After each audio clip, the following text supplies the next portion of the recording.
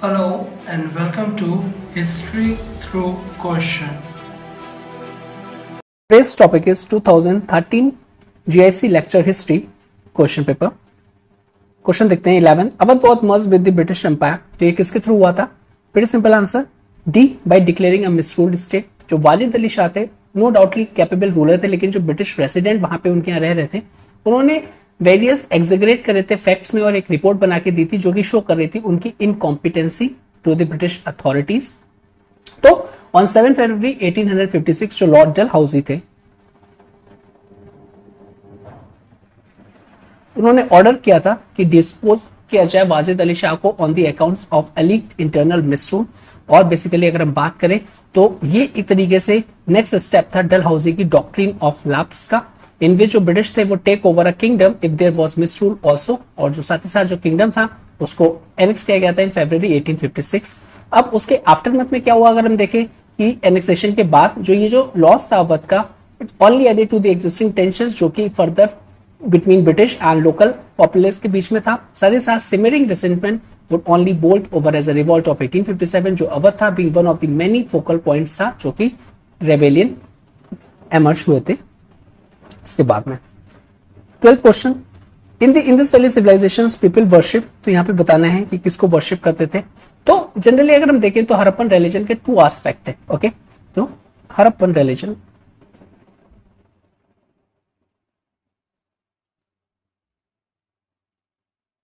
two aspects.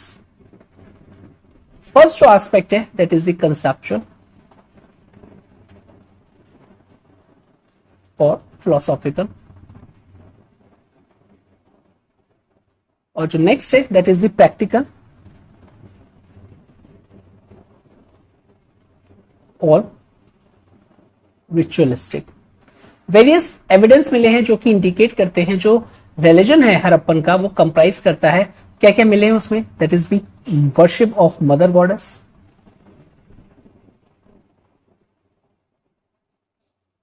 Worship of male deity that is probably of lord Shiva जिनको हम पशुपति भी कहते हैं, worship of nature such as animal हो गया, नेचर हो गया, सेमी ह्यूमन हो गया, ठीक है ना, या फैबुलस हो गया, worship of trees as well in their natural state, और बेसिकली अगर हम बात करें indwelling spirits, worship of inanimate stones और अदर ऑब्जेक्ट सच एज जिसको हम कहते हैं लिंगा जो कि मॉडर्न डे शिव से रिलेट होता है।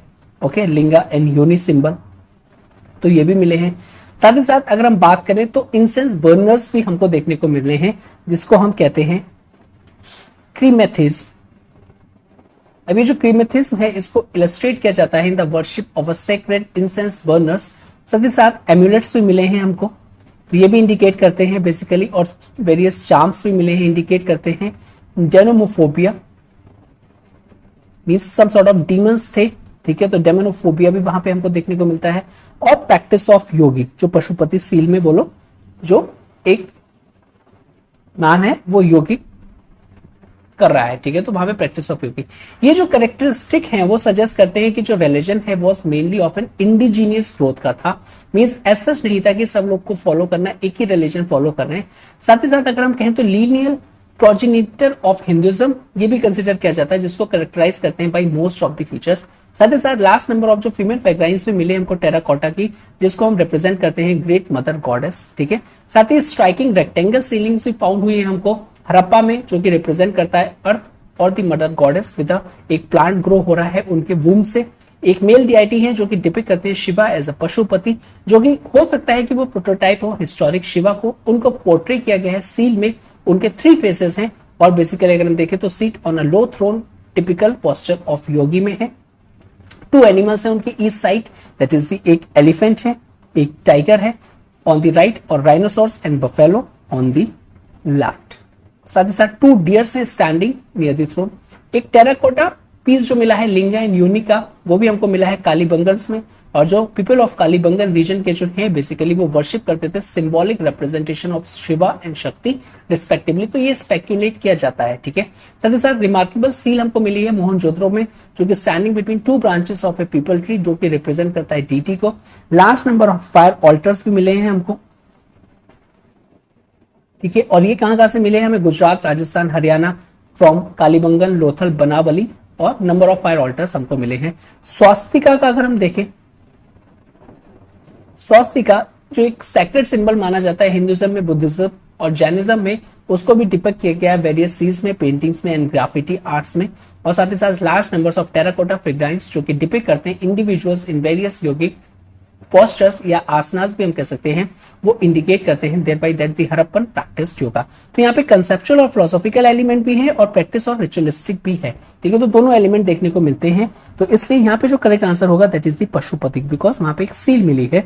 13 question, who issued the silver coins with the Sanskrit inscriptions on one side. तो यहाँ पे आपको बताना है कि Sanskrit inscriptions on the one side में कहां पे ये मेंशन है। तो ये जो क्वेश्चन है बेसिकली यहाँ पे अगर हम देखें तो शेर शाह ने कॉइन्स को इशू किया था बेसिकली। तो a fascinating coin is that जहां पे few bilingual coins from this period showing the Islamic profession है of creed in both Arabic and Sanskrit, उसमें आपको देखने को मिलता है। ओके, नेक्स्ट अगर हम बात करें तो जो क्वेश्चन है that is the 14, who among the following translated the Bhagavad Gita for the first time. तो यहाँ पे बताना है कि जो भगवत गीता को फर्स्ट टाइम पे किसने ट्रांसलेट किया था। तो इन 1785 में जो भगवत गीता उसको फर्स्ट ट्रांसलेट किया था इंग्लिश बाय चार्ल्स विल्किंस,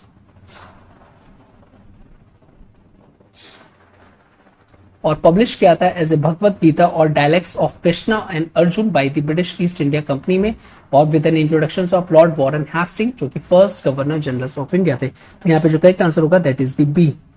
15 की बात करें, in the time of Chandragupta second the Pashupata at an important centre. तो यहाँ पे कहा था, तो यहाँ की बात करें अगर हम तो त्रिपुरी में था, ठीक है। नेक्स्ट क्वेश्चन है 16, largest number of hand axes and cleavers are found in किस पीरियड में देखने को मिलता है। जो करेक्ट आंसर होगा दैट इज 16 का B, that is lower palaeolithic period में हमको देखने को मिलता है।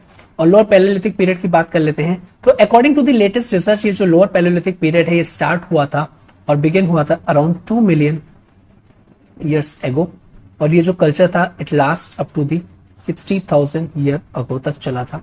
अब बात कर लेते हैं way of life of people जो कि लोअर पैलियोलिथिक में थे। तो दे फीड ऑन एनिमल्स, ठीक है, वेरियस फ्रूट्स हो गए, यानी जो नेचर में अवेलेबल था, जो इन्वायरमेंट में इजिली अवेलेबल था। तो हंटर एंड गैदरर्स थे, ठीक है। और वेरियस हमको रॉक शेल्टर्स में पेंटिंग्स भी देखने को मिली है, okay, on the caves of Bhimbetka in Madhya Pradesh and basically Gudiyam near Chennai, ये रीजन है। ये अपराइट मैन थे, अपराइट मैन, और एक कॉम्प्लेक्स लैंग्वेज सिस्टम था लाइक ह्यूमंस का, and they might have used sound और अ फ्यू वर्ड्स और अ साइन लैंग्वेज। साथ ही साथ ये इंटेलिजेंट थे, enough to select stone as a raw material and use hammer stones to flake the rocks and design tools. Okay. Next question 17 का the first battle of Panipat was fought। यहाँ पे बताना है आपको जो फर्स्ट बैटल था पानीपत, हम सारी बैटल देख लेते हैं। There are the 3 battles of Panipat. First जो था उसकी डेट अगर हम बात करें तो 1526 में हुआ था, टू बी वेरी स्पेसिफिक 21 अप्रैल 1526। किसके बीच में हुआ था? बाबर एंड इब्राहिम लोदी। इसका आउटकम क्या आया था? जो बाबर थे दैट इज जहर उद्दीन मोहम्मद, वो विक्टोरियस हो गए थे, ठीक है। सेकेंड पानीपत की बैटल की बात करें तो ये होता है 1556 में, टू बी वेरी स्पेसिफिक 5 नवंबर 1556 में। ये हुआ था अकबर के बीच में एंड हेमू विक्रमादित्य, ठीक है। यहां पे अगर हम बात करें तो जो अकबर थे, अकबर एमर्ज विक्टोरियस, जो उनका फुल नेम था Jalaluddin Mohammad Akbar. Third battle of Panipat की अगर हम बात करें तो ये हुआ था 14 जनवरी 1761 में। ये किसके बीच में हुआ था? ये हुआ था अहमद शाह अब्दाली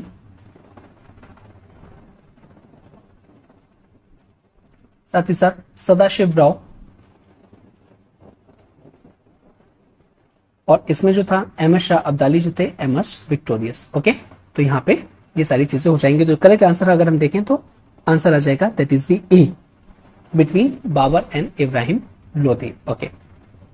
नेक्स्ट 18 की बात करें, in the Rigvedic period nishka was an ornament of which organ. तो यहाँ पे बताना है, तो अगर हम देखें ड्यूरिंग द ऋग्वैदिक पीरियड जो निष्क है is an ornament of neck.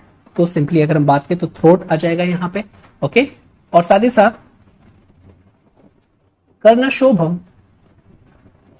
ये जो ऑर्नामेंट था ये ईयर का था,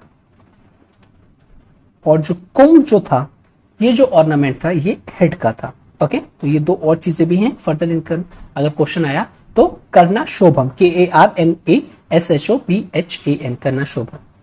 19th question, the credit for the introduction of permanent settlement in Bengal and the Bihar is given to, it's a pretty simple question, देखते हैं सिंपली इसका जो आंसर होगा that is the B, Lord Cornwallis.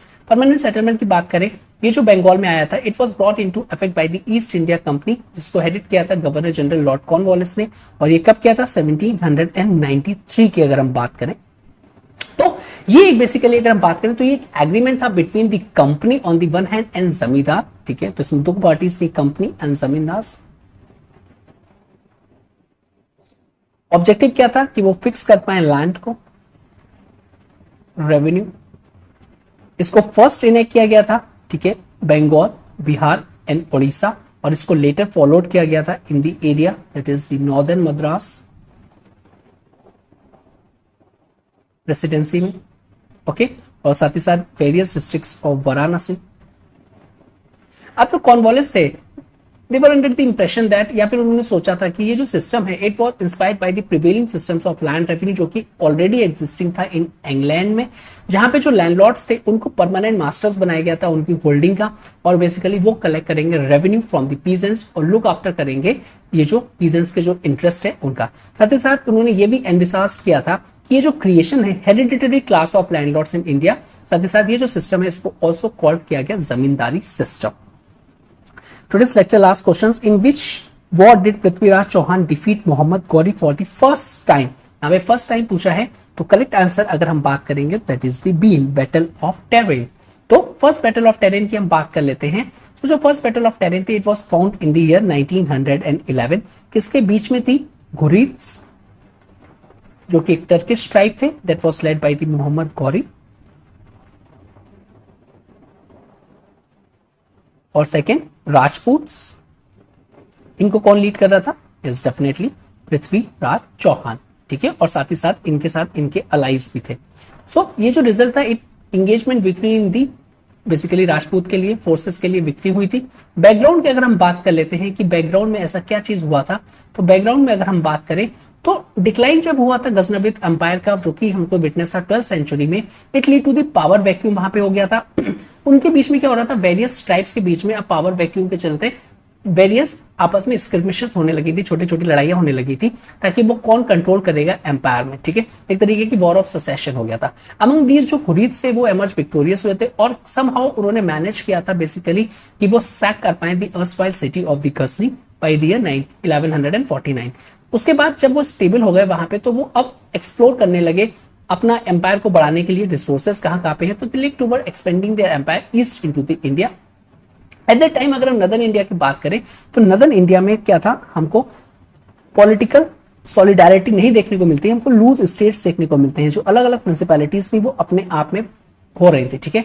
One of the most powerful ones अगर हम देखें तो चौहान और चालुक्य डायनेस्टी थी, जो कि गुजरात में थी, सोलंकी डायनेस्टी थी, जयचंद्रा इन कन्नौज में, और राजपूत चाहमनास पृथ्वीराज चौहान, ठीक है, जो कि बेस था अजमेर एंड दिल्ली में।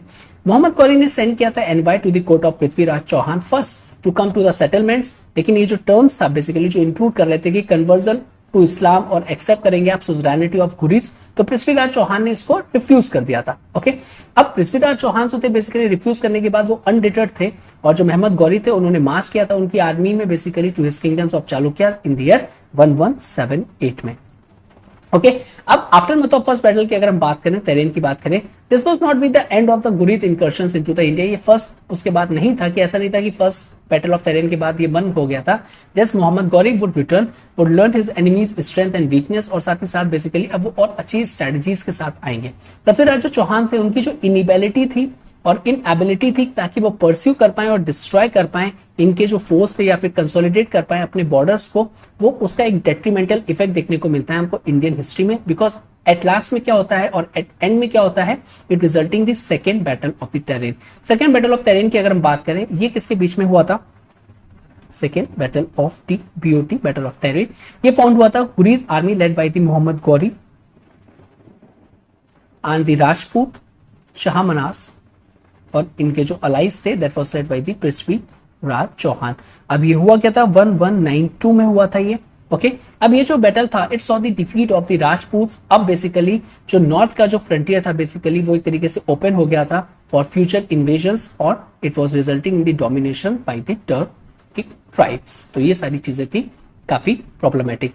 अगर हम थोड़ा सा सिग्निफिकेंस की बात करें तो second battle of the challenge था काफी सिग्निफिकेंट है among the Turkish and Arab invasions of India, because ये एक तरीके से हमको ये दिखाता है कि यहाँ पे जो गुरीद किंगडम थे बेसिकली हो सकता है कि वो नॉट लास्ट बट जो इस्लामिक प्रेजेंस था that it had brought in its wake endured that it would have a permanent base बन गया था। अब जो कि वो इन्फ्लुएंस करेगा cultural dynamics and history of the Indian subcontinent from that point of view. Okay तो विद दिस यहाँ पे आज लेक्चर खत्म करते हैं। If you like this video please do like share and subscribe and thank you very much watching this. Have a good day and stay safe.